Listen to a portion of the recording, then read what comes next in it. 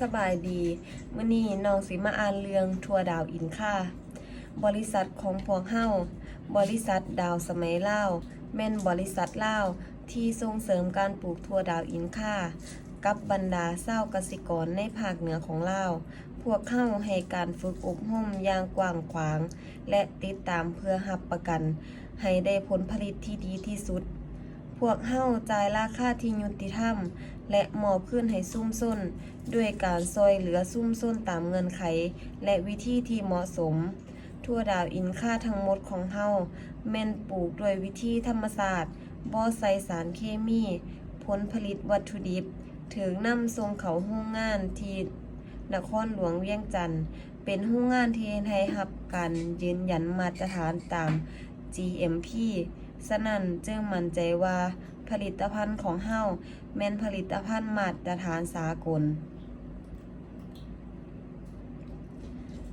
แป้งทั่วดาวอินค่าเมื่อเม็ดทั่วดาวอินค่าถูกสกัดน้ำมันออกแล้วส่วนที่เหลือไว้คือแป้งโปรตีนพวกเฮาอบให้สุกและบดเป็นผงแป้งนี้มีธาตุโปรตีนสูง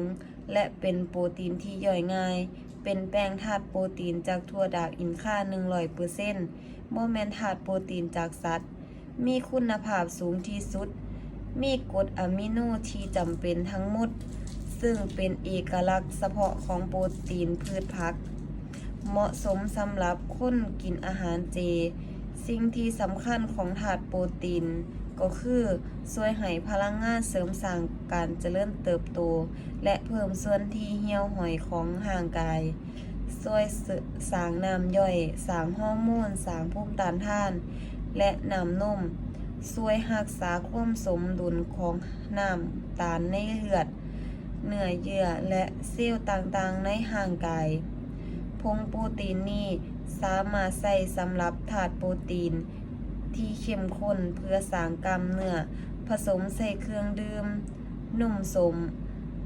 หรือเป็นส่วนประกอบสำหรับเฮ็ดข้าวนมและอื่นๆทุกผลิตภัณฑ์ที่กล่าวมาข้างเทิงพวกเฮาสามารถสนองการบริการ OEM ให้แก่ลูกค้าผู้ที่ต้องการสั่งซื้อและสร้างเป็นสินค้ายี่ห้อของลูกค้าเองในทั้งภายในและต่างประเทศน้ำมันแบบเม็ดซอฟต์เจลเพื่อเฮ็ดให้ง่ายในการบริโภคพวกเฮาได้พัฒนาน้ำมันถั่วดาวอินค่าแบบเม็ดซอฟต์เจลสามารถกินเป็นอาหารเสริม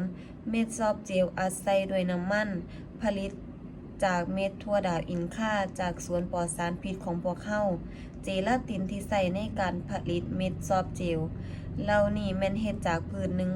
100% ในการค้นคว้าได้พิสูจน์ให้เห็นว่าน้ำมันของดาวอินค่าสามารถช่วยต้านอาการของโรคสมาธิสั้นและยังช่วยให้จื้อจำได้ดีมันดีสำหรับท่านพ่อแม่และลูกของท่านถั่วดาวอินค่าอบกรอบแก่นถั่วดาวอินค่าสามารถกินได้เมื่อขวาหรืออบแล้วมันเป็นอาหารว่างที่แซ่บและดีเลิศถั่วดาวอินค่าอบของพวกเฮาแม่นเต็มไปด้วยไขมันโอเมก้า 3 และโปรตีนรสชาติคล้ายคือกันกับถั่วดินมี3รสชาติให้เลือกคือ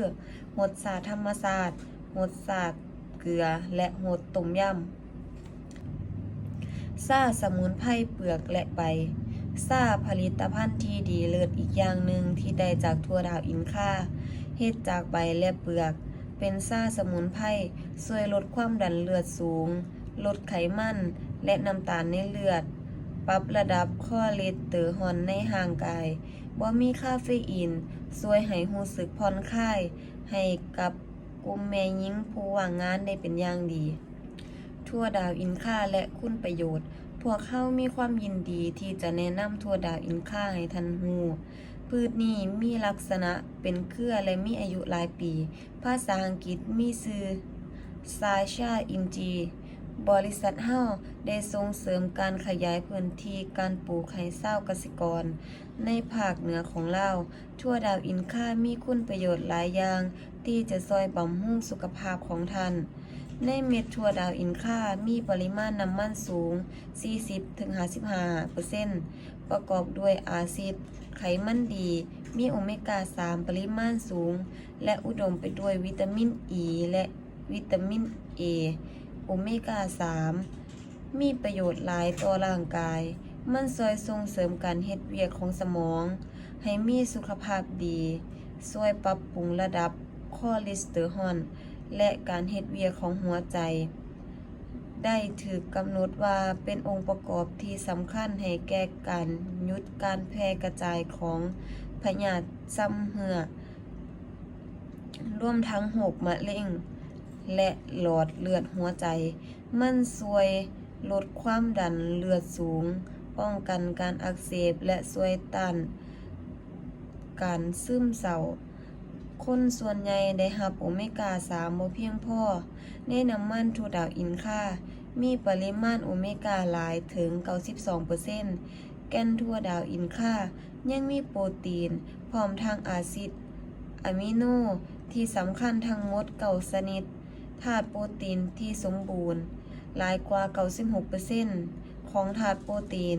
เม็ดถั่วดาวอินคาแม่นสามารถย่อยได้ดี ซึ่งเป็นธาตุที่หายากในแหล่งธาตุโปรตีนจากพืช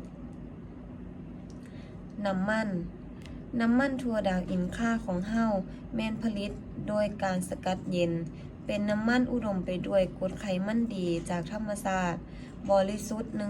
100% มีส่วนประกอบที่น่าอัศจรรย์ด้วยอาซิดไขมันบ่อิ่มตัวเชิงเดียว มีโอเมก้าสูง โดยเฉพาะแม่นโอเมก้า 3 6 และ 9 วิตามิน A กับวิตามิน E